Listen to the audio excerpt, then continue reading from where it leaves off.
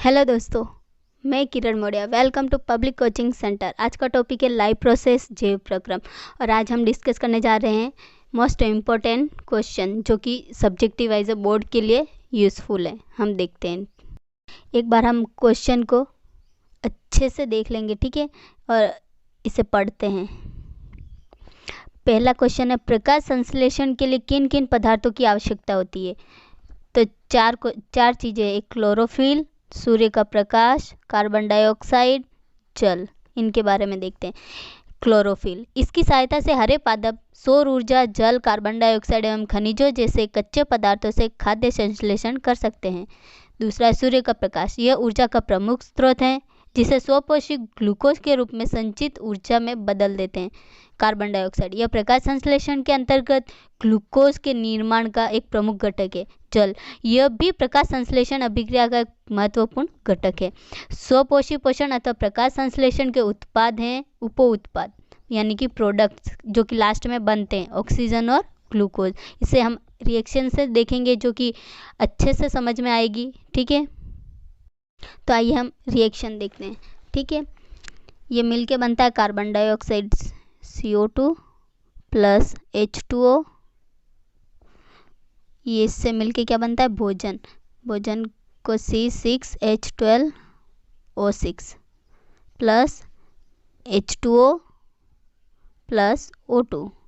ये 6 मॉलिक्यूल, ये भी 6 मॉलिक्यूल, ये है 12 और ये है 6। और ये किसकी प्रेजेंस में? सूर्य के प्रकाश यानी कि H न्यू सनलाइट, इससे रिप्रेजेंट करते हैं। और दूसरा है क्लोरोफिल। इसमें मोस्ट इम्पोर्टेंट क्या याद रखना है? कौन कौन सी चीज़ें? कार्बन डाइऑक्साइड, वाटर, ये सूर्य का प्रकाश, ये है क्लोरोफिल। ये इन चारों चीज़ों से ये प्रकाश संश्लेषण की क्रिया होती है। और लास्ट में क्या बनता है? ये ग्लूकोज, भोजन, वाटर और ऑक्सीजन, ठीक है। इस रिएक्शन को अच्छे से याद रखना है, उस क्वेश्चन का आंसर इसी में है, ठीक है। अच्छे से समझ लेना, ओके। अगला क्वेश्चन है सेकेंड, दूसरा है स्वपोषी पोषण तथा विषम पोषी पोषण में क्या अंतर है? तो इसे दो भागों में डिवाइड कर दिया है, स्वपोषी पोषण, विषम पोषी पोषण, ठीक है। ये इसके तीन डिफरेंसेस जानेंगे कि ये इनमें क्या डिफरेंस है। स्वपोषी जो कि यह केवल हरे पेड़ पौधों में होता है, और विषम पोषी होता है जो कि हरे पौधों के अलावा अन्य जीवों में भी होता है। दूसरा, इसके लिए कार्बन डाइऑक्साइड, सूर्य का प्रकाश एवं जल आवश्यक है। इसके लिए सूर्य का प्रकाश, कार्बन डाइऑक्साइड ये सब नहीं चाहिए होते हैं। इसमें भोजन के पाचन की आवश्यकता नहीं होती है। विषम पोषी में इसमें भोजन के पाचन की आवश्यकता होती है। स्वपोषी यानी जो स्वयं बनाते हैं, विषम पोषी यानी जो दूसरों पे निर्भर करते हैं, ठीक है। अगला क्वेश्चन तीसरा है, प्रकाश संश्लेषण के लिए कच्ची सामग्री पौधे कहाँ से प्राप्त करते हैं?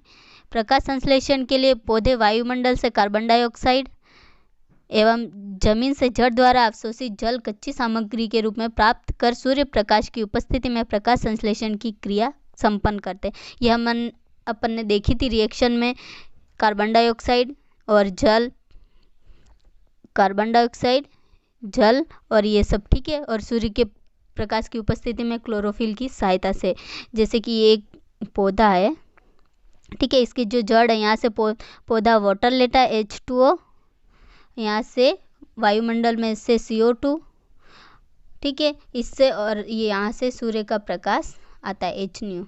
इसकी सहायता से ये पौधे अपना भोजन बनाते हैं, ठीक है। आगे अगला क्वेश्चन है क्वेश्चन नंबर 4, ठीक है। इससे हमें क्या करना है, पढ़ लेते। चित्र का अवलोकन कीजिए और इस पर आधारित प्रश्नों के उत्तर लिखिए।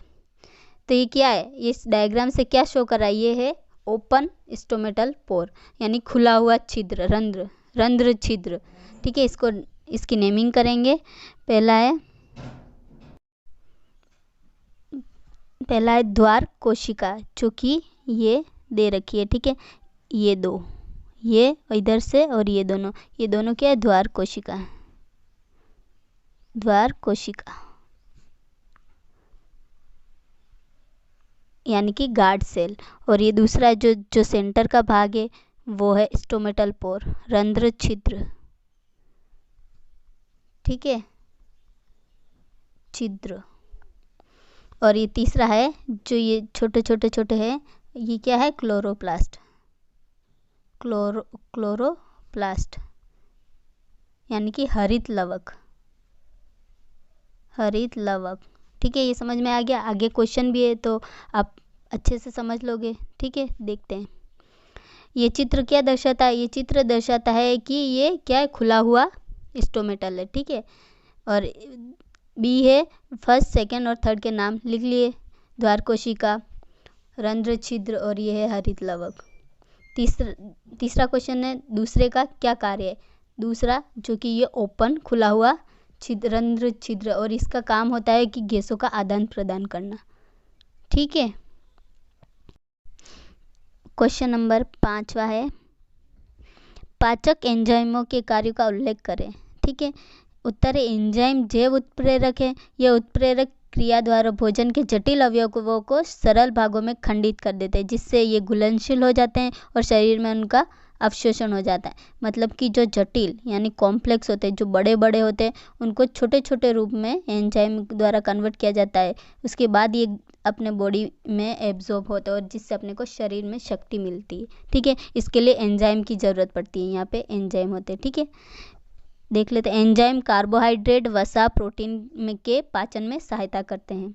हाँ, पहला है लाइपेज एंजाइम, वसा को वसीय अम्ल तथा ग्लिसरॉल में कन्वर्ट कर देते हैं लास्ट में। ठीक है, पित्त रस भोजन के माध्यम को क्षारीय बनाता है, यानी कि बेस बना देता है।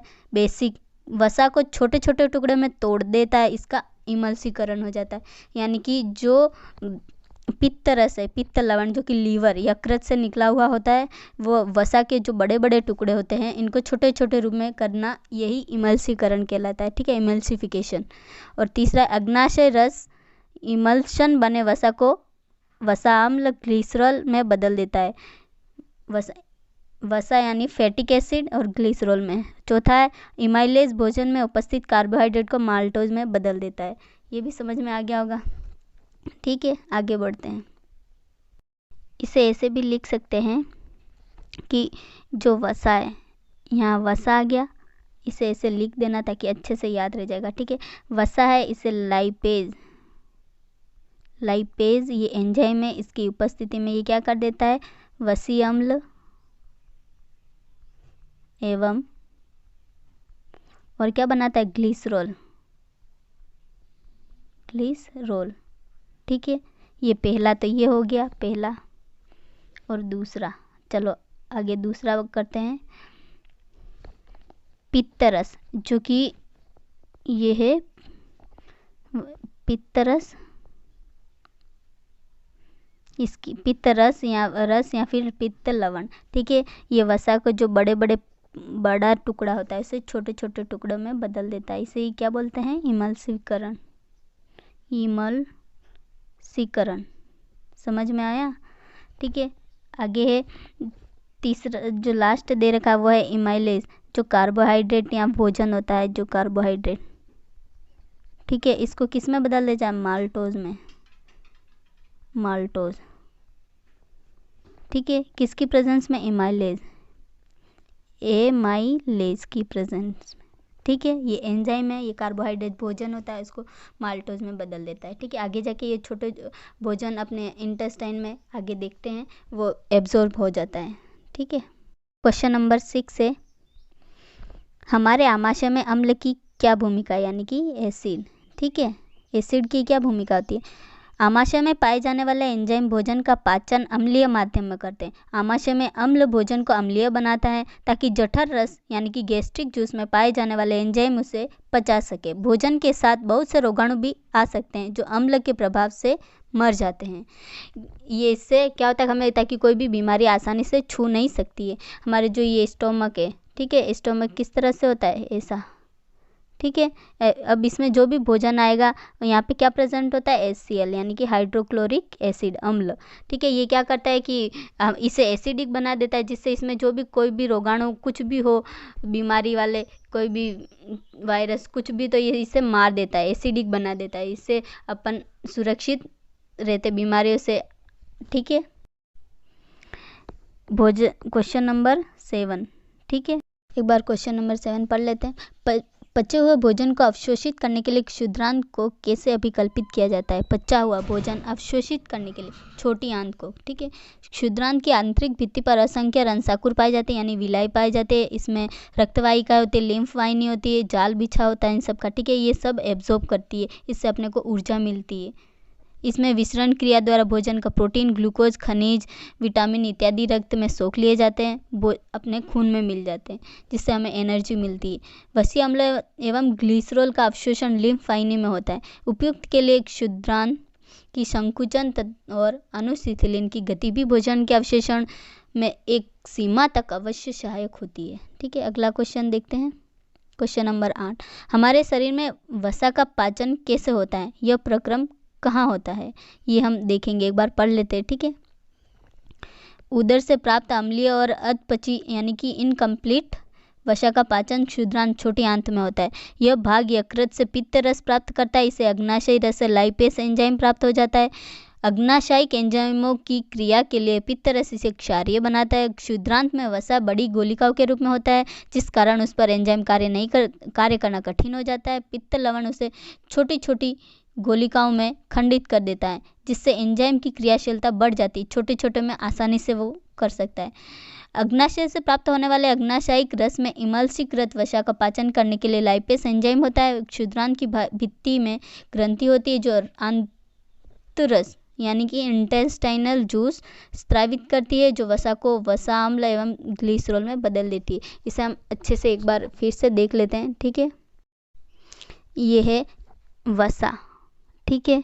और वसा कैसा होता है? बड़ा, जो अपन खाना खाते एकदम से खाते वो तो बड़ा टुकड़ा होता है, ठीक है। अब एकदम बड़े टुकड़े पे एंजाइम काम नहीं कर सकता है, इसलिए क्या करना पड़ता है? इसे छोटे छोटे टुकड़ों में बदलना पड़ता है। और इस छोटे छोटे टुकड़ों में बदलना क्या कहलाता है? इमल्सीकरण, ठीक है। और ये किसकी प्रेजेंस में होता है? ये होता है पित्त रस, पित्त रस या पित्त लवण, बाइल जूस और बाइल साल्ट, ठीक है। और ये छोटे छोटे टुकड़ों में काम बट गया। अब इस पे एंजाइम अच्छे से काम कर सकता है, और इसमें एंजाइम होता है लाइपेज। और लाइपेज क्या करता है? इसे पचा देता है, ठीक है। पाचन अच्छे से पाचन हो जाता है, ठीक है। समझ में आ गया अच्छे से कि ये वसा का कैसे होता है? कहाँ होता है? ये छोटी आंत में, छोटी आंत में होता है वसा। एक बड़ा गोले के रूप में होता है, इसे छोटे छोटे रूप में टुकड़ों में बदल दिया जाता है पित्त रस द्वारा, इसे इमल्सीकरण कहते हैं। और छोटे छोटे टुकड़ों में बदल देता है, उसके बाद इस पे लाइपेस एंजाइम काम करता है और इसे पचा देता है, जिससे हमें बाद में एब्जॉर्ब होके हमें क्या मिलती है? एनर्जी, ऊर्जा, शक्ति, ठीक है।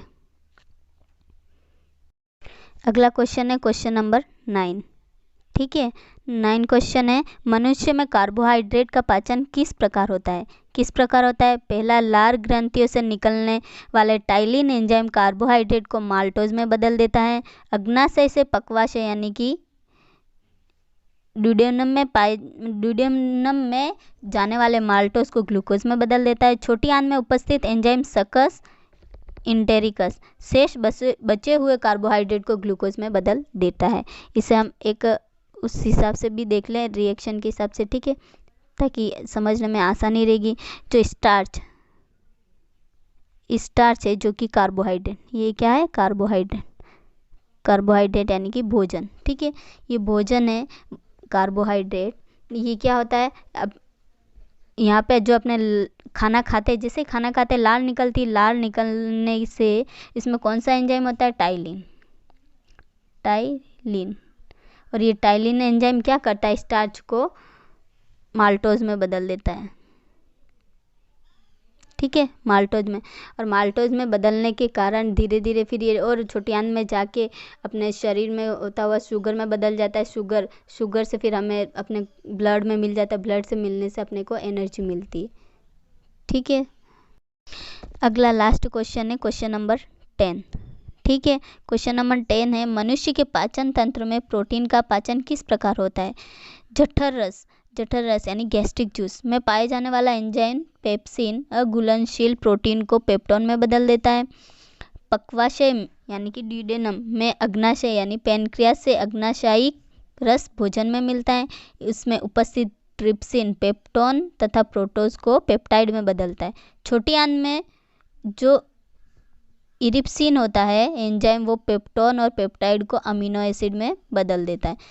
इसके बाद जो सरलीकृत जो अमीनो एसिड होता है वो छोटी आंत की लंबी नली से होता हुआ क्या होता है, दीवार, जो कि अवशोषित होके एब्जॉर्ब होके रक्त में सम्मिलित हो जाता है। ठीक है, इसे हम एक आसानी से और समझने का प्रयास करेंगे। ठीक है, हम अब इसे डायग्राम के हिसाब से देख लेते हैं। ठीक है, ये है स्टोमक, ठीक है, और ये है छोटी आंत, और ठीक है, और यहाँ पे है ये अग्नाशय और ये है बड़ी आंत। समझ में? ये है स्टोमक। स्टोमक में क्या होता है, प्रोटीन। ठीक है, यहाँ प्रोटीन है, प्रोटीन पेप्सिन एंजाइम है। ठीक है, ये पेप्सिन एंजाइम है। पेप्सिन एंजाइम की सहायता से ये पेप्टोन में कन्वर्ट हो जाता है और यही पेप्टोन कहाँ जाता है, अग्नाशय में। अग्नाशय में ट्रिप्सिन एंजाइम काम करता है, ट्रिप्सिन, और यही ट्रिप्सिन पेप्टाइड में कन्वर्ट कर देता है, पेप्टाइड। ठीक है, और यही पेप्टाइड ये छोटी आंत में आके क्या बनाता है, छोटी आंत में आके अमीनो एसिड बना देता है। और ये किसकी प्रेजेंस में, इरिप्सिन, इरिप्सिन। ठीक है, और ये एंजाइम एक बार फिर से, जो आमाशय है इसमें प्रोटीन होता है वो पेप्सिन की मदद से पेप्टोन में कन्वर्ट हो जाता है, और यही पेप्टोन अग्नाशय में आके ट्रिप्सिन की सहायता से पेप्टाइड में कन्वर्ट हो जाता है, और यही पेप्टाइड यहाँ नीचे आके छोटी आंत में इरिप्सिन की सहायता से अमीनो एसिड में कन्वर्ट हो जाता है, और यही अमीनो एसिड इस छोटी आंत की जो दीवारें रहते हैं, यहाँ पे छोटे छोटे रसांकुर पाए जाते हैं, लिम्फ वाहिनी, और इन सब के द्वारा एब्जॉर्ब होकर हमारे ब्लड में मिल जाता है, और हमारे ब्लड में मिलने से हमें एनर्जी प्राप्त होती है, जिससे हमें ऊर्जा और कार्य करने की शक्ति मिलती है। ठीक है, आई होप कि आपको अगर ये वीडियो अच्छी लगी हो तो हमारे इस वीडियो को लाइक, शेयर और सब्सक्राइब करें, और इसके लिए बहुत बहुत थैंक यू।